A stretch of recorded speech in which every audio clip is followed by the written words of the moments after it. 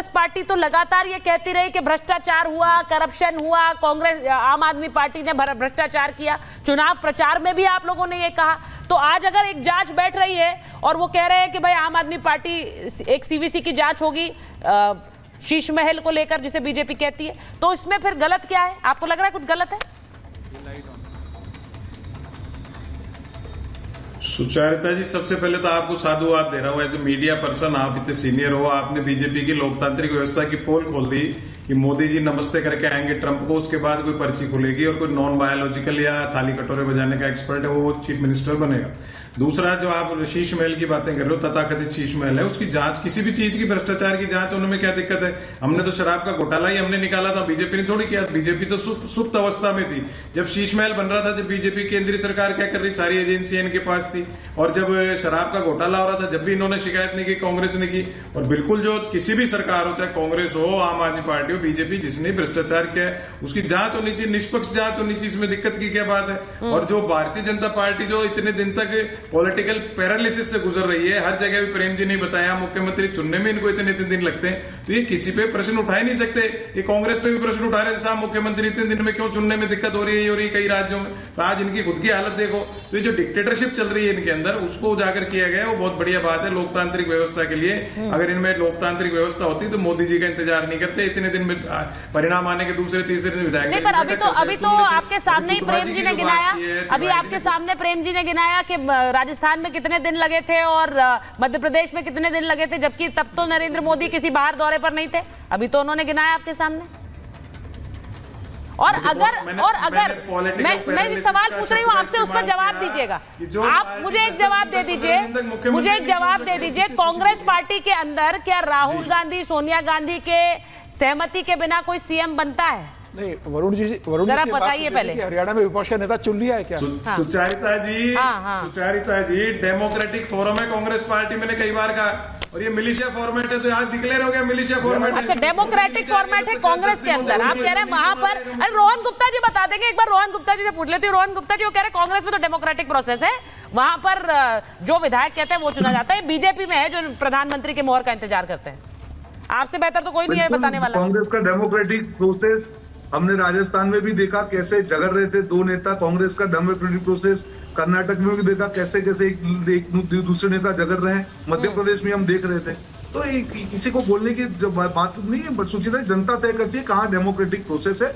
मुद्दा सिर्फ साफ है, ये विशेष जिम्मेदारी है, दिल्ली देश की जान है, और जब दिल्ली का फैसला लिया जाए, क्योंकि बहुत संवेदनशील फैसला है, तो सब आयामों को साथ में लेके, सब लोगों को मिला के एक ऐसा फैसला लिया जाए कि दिल्ली की जनता की अपेक्षा डे वन से जो है हम लोग पूरी कर पाए। बाकी तो खुश रहते रहे मुंगेरी लाल के हसीन सत में।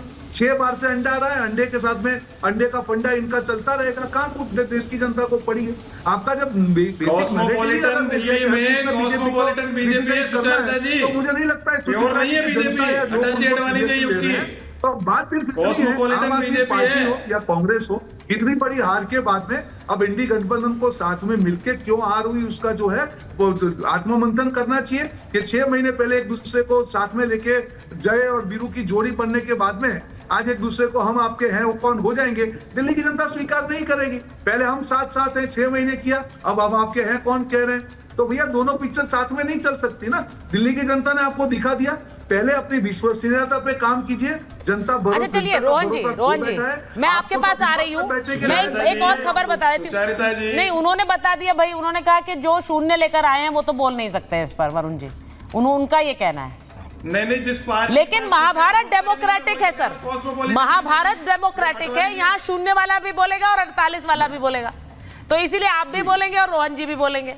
तो मैं एक बार जरा बड़ी खबर बता रही हूँ, 1 मिनट, बड़ी खबर जरा बता देती हूँ। थोड़ी देर में बीजेपी अध्यक्ष जेपी नड्डा की बैठक होने वाली है मुख्यालय में। जेपी नड्डा इस बैठक को करेंगे, वो नेतृत्व करेंगे। दिल्ली सीएम के चेहरे को लेकर यह मंथन होगा। दिल्ली बीजेपी के बड़े नेता इसमें शामिल हो सकते हैं। तो ये इस वक्त की बड़ी खबर है। हम बार बार कह रहे हैं दिल्ली का सीएम कौन होगा, हर कोई ये बात कर रहा है कि किसे ये कुर्सी सौंपी जाएगी। हमने आज जनता से भी एक ओपिनियन लिया, जनता का एक पोल कराया किसे वो चाहते हैं, और आपने नाम देखे, किसी ने बांसुरी स्वराज का भी नाम ले दिया। वहां कुछ लोग कह रहे हैं कि सिरसा साहब होने चाहिए, पर बहुत से लोग प्रवेश वर्मा को दावेदार इसलिए मानते हैं क्योंकि उन्होंने अरविंद केजरीवाल को हराया है, तो वो जायंट किलर बने हैं, तो इसलिए उनको मिलनी चाहिए कुर्सी। ये सब तो लोगों की राय है, लेकिन बीजेपी अपने इस मंथन में किस नाम पर मोहर लगाएगी? मुझे जरा एक बार, अभिषेक जी मैं आपके साथ आ रही हूं, एक बार जल्दी से रोहन जी जरा बताइए, इतनी देरी क्यों हो रही है भाई?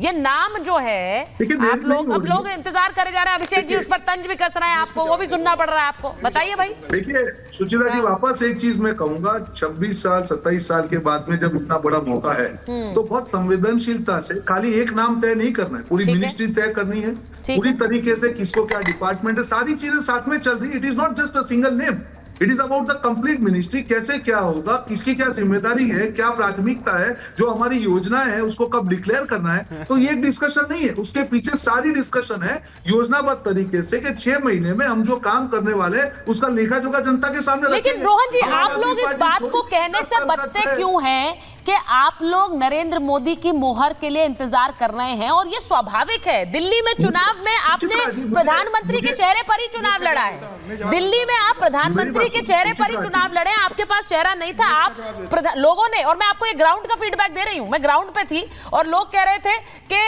प्रधानमंत्री नरेंद्र मोदी जिसे भी बनाएंगे अच्छा ही बना देंगे, तो लोग इस तरह के ओपिनियन के साथ चुनाव में थे। तो